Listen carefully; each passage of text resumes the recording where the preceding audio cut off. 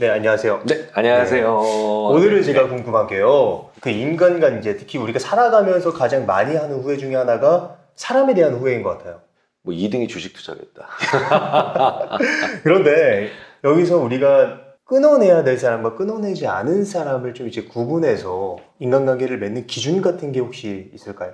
그 사람마다 좀 다를 수 있겠죠. 왜냐하면 그게 결국은 나랑 공존할 수 없는 사람에 관련된 얘기잖아요. 네. 그런데도 공존할 수 없는 사람과도 계속 공존하려고 하면 그게 얼마나 불행해져요. 일본 케이스가 그걸 많이 보여주는데 관련된 연구들이나 영상들도 꽤 찾아볼 수 있어요. 저도 이제 그거 보면서 많이 놀래기도 했는데 일본에서 1950년대, 60년대에 결혼했던 부부들이 한 네. 90년대, 80년대, 90년대 들어오면서 30년, 40년 넘어가고 심지어는 원만하게 살았다라고 생각하는 부부들 사이에서도 부인이 먼저 사망하면 남편이 오래 못 살아요. 왜냐면 중요한 필요한 사람이 이제 사망하니까. 네. 근데 남편이 먼저 사망하니까 부인들이 행복해져요. 음. 이런 연구들이 자꾸 나와요. 그러니까 이런 게 역으로 보면 그래서 실은 별로 안 좋은 관계였던 거예요.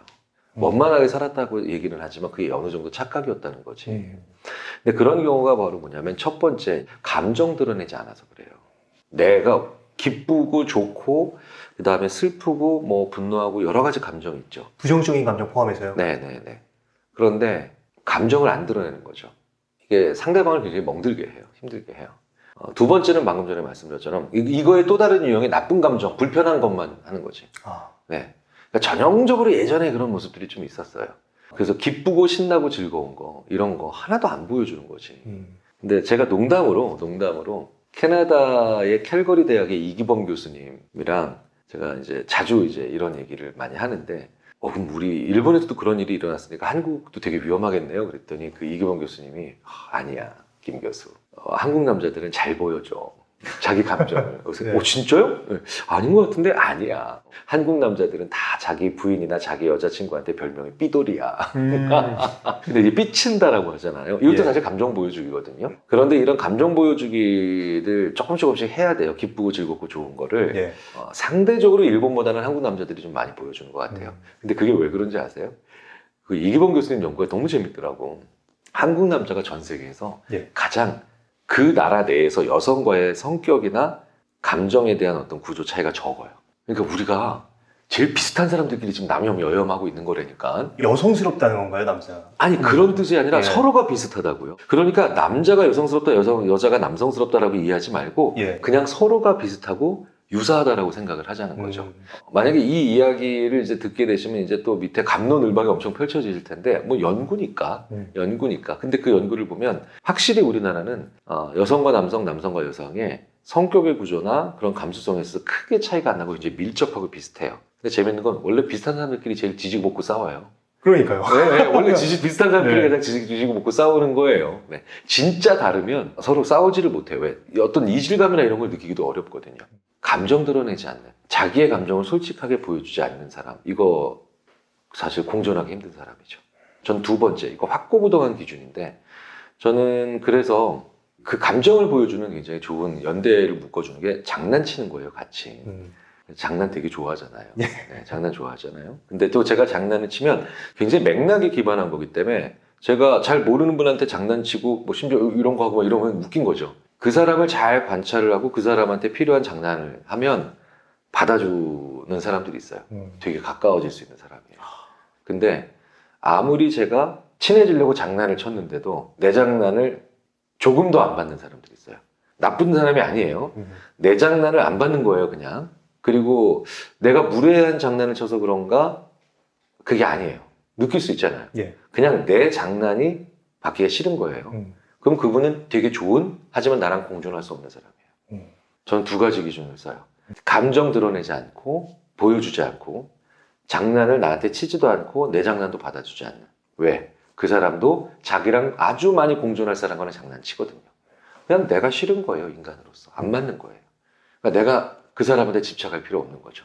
이게 약간 이렇게 생각할 수도 있을 것 같아요. 좀 더 그 사람을 존중하는 의미에서 장난을 안 치고 좀 진지한 모습을 보이거나 저는 좀 그렇게 생각을 하고 있었던 것 같아요.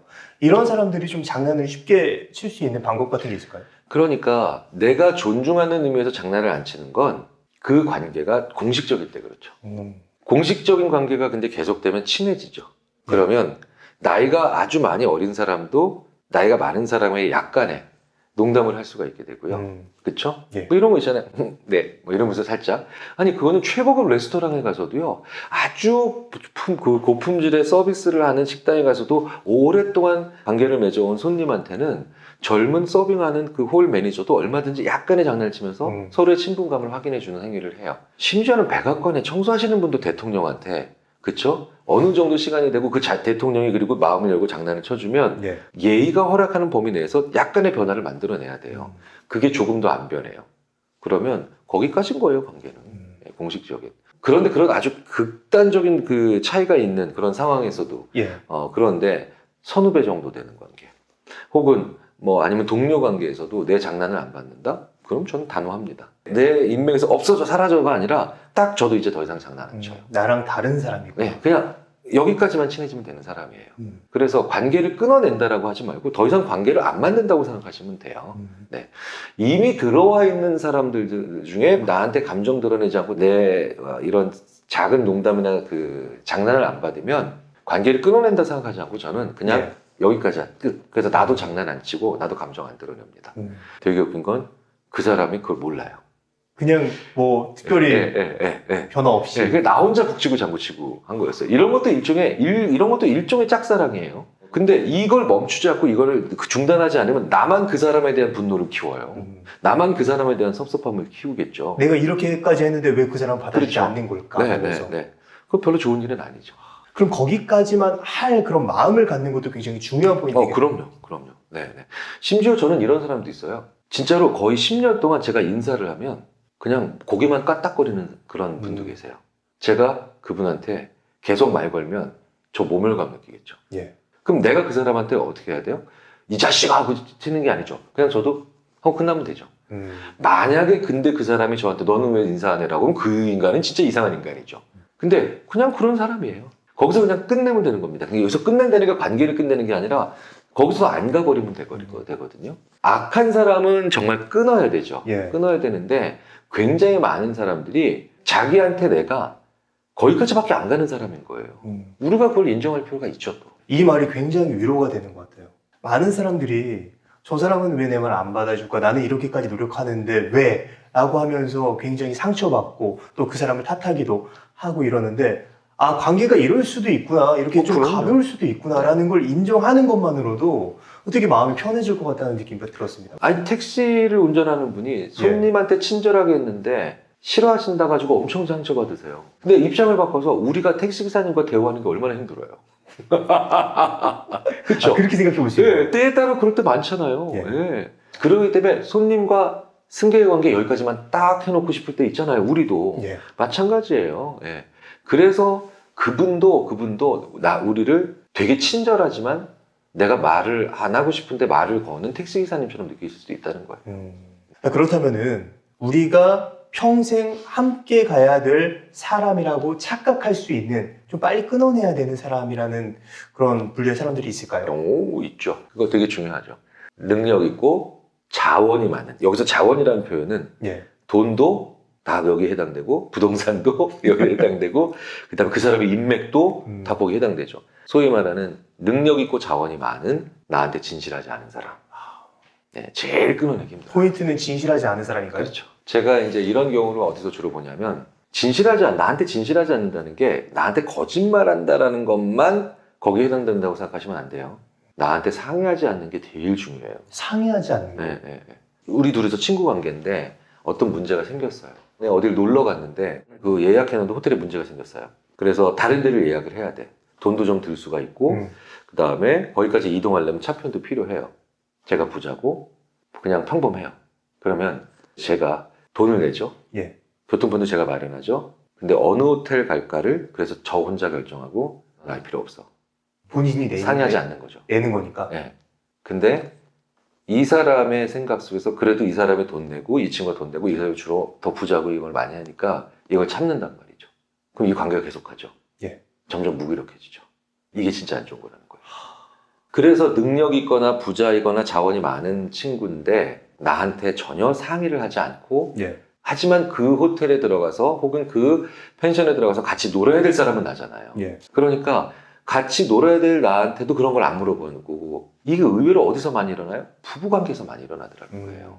특히 남자들이 많이, 그러니까 외벌이라고 보통 하죠. 그러니까 예. 남편이 밖에 나가서 일을 하고 부인이 전업주부로서 가정을 돌볼 때 이런 경우가 많이 일어나고요. 수평적이어야 되는 관계인데 한쪽이 문제는 해결하는데 상의를 하지 않아.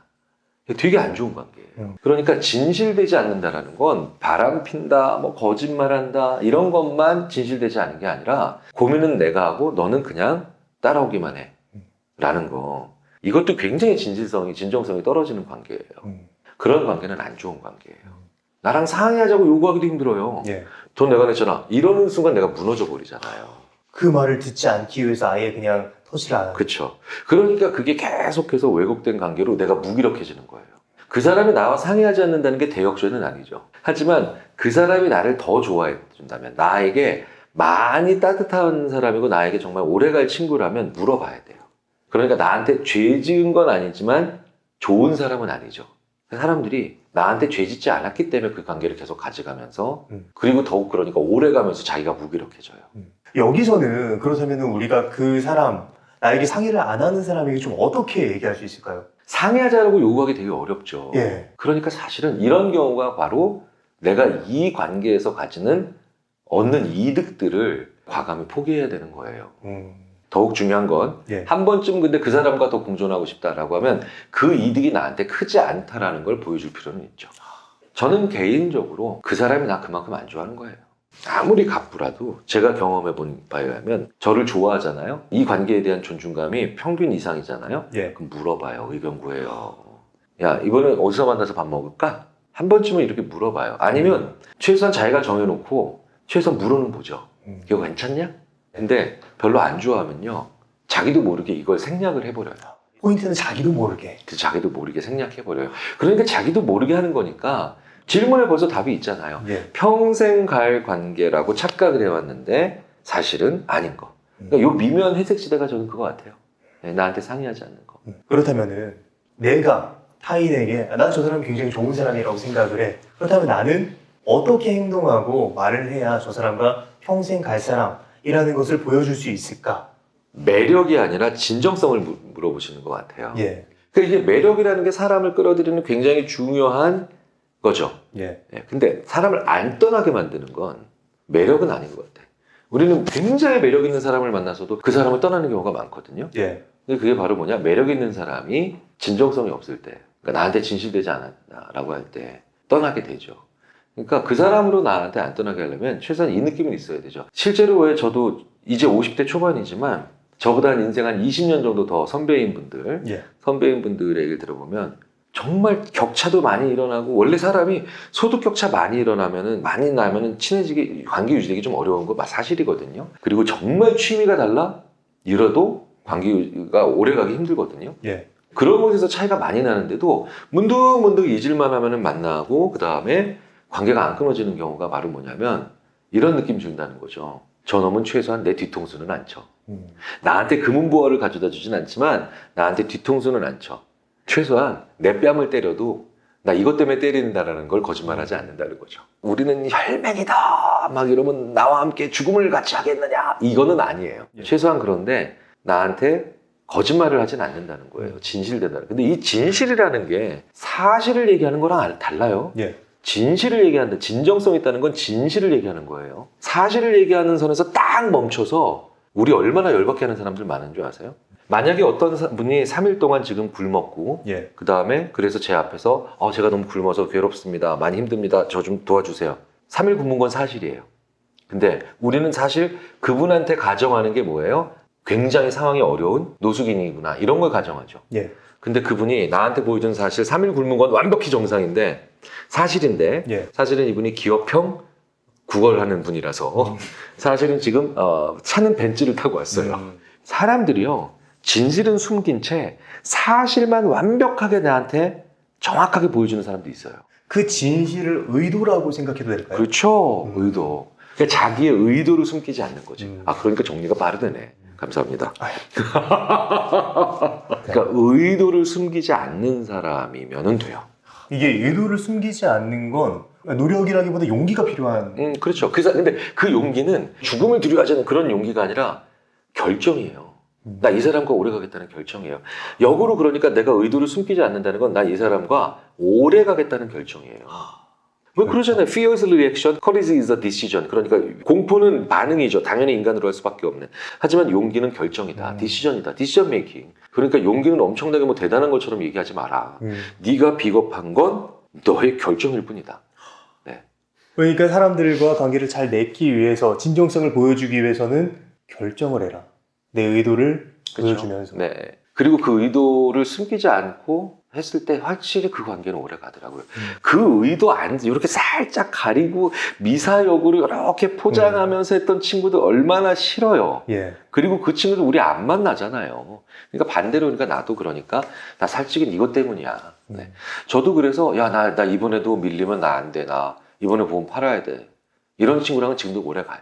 그런 의도를 숨기지 않는 그런 것 때문에 그 친구들도 어느 정도까지 다 올라가더라고요. 그리고 아까 전에 매력에 대해서 말씀해 주셨는데 그렇게 자신의 의도를 보여주는 사람이 더 매력적인 것 같다는 생각도 들었어요. 그럴 거예요. 우리가 지금 보면은 왜 배우들도 그렇고 예. 정치하는 분들이든 아니면 뭐 비즈니스 하는 분이든 의외로 그 자기 의도를 굉장히 추하지 않게 잘 보여주면서도 허심탄회하게 보여주면서도 밉지 않은 사람들 있지. 그게 되게 중요한 매력의 한 종류인 것 같아요. 자, 그럼 여기서 우리가 그렇게 인간관계를 맺어가서 진정성을 보여준다고 해도 갈등이라는 게 인간이라면 생길 수밖에 없잖아요. 그럼 좀 그런 갈등을 잘 해결하는 몇 가지 좀 꿀팁, 노하우 같은 게 있을까요? 가까운 사람과 갈등이 대부분 비합리적 신념인데 심리학에서 비합리적 신념이라고 부르는 것 중에 하나의 대표적인 게 아주 가까운 친밀한 관계, 심지어 가족 같은 관계는 모든 것이 동일해야 된다. 자, 우리가 갈등을 봉합하기 위해서 같은 데를 가자. 같은 차를 타고 또 가게다가 가. 연수원이나 리조트에. 그러면 여기서 다시 한번 또 싸워. 왜? 내리고 싶은 휴게소가 달라. 그럼 또 싸워. 가족들끼리도 그러고 싸운다니까요. 그럼 그 생각 자체가 어떻게 보면 갈등이 벌어질 수밖에 없는. 네. 그러면 이거를 풀어내려면 예. 어떻게 해야 되느냐? 다르다는 걸 인정할 수밖에 없는 퍼포먼스, 의식 뭐 이런 거. 이런 거를 한번 해보는 것도 좋아요. 저는 그래서 가족여행 갈 때 따로 가요. KTX 타고 가고 저희 집 아이들은 고속버스 타고 가고 뭐 심지어는 비행기 타고 와요. 와. 근데 이러면 예. 처음으로 내 부산역에서 그래서 한번 만나봤거든. 예. 처음으로 반갑더라. 너무 재밌는데요? 예, 반갑더라고. 예. 그러니까 아예 다른 행동을 늘 같이 하던 걸 그냥 웃기게 다르게 해보자는 거지. 이것도 장난이죠? 예. 이것도 장난이에요. 정말 한 번도 생각해보지 못한 그 말씀을 해주셔가지고 지금 머리를 한 대 딱 맞은 것 같은 느낌이에요. 와. 오히려 다른 걸 해보니까 예. 되더라고요. 한번 해보세요. 오늘은 김경일 교수님을 모시고 인간관계에 대한 지혜를 한번 알아봤습니다. 예, 오늘 정말 좋은 말씀 해주셔서 감사하고 많이 배웠습니다. 예, 오늘의 심리학은 여기까지 하도록 하겠습니다. 감사합니다. 감사합니다. 네.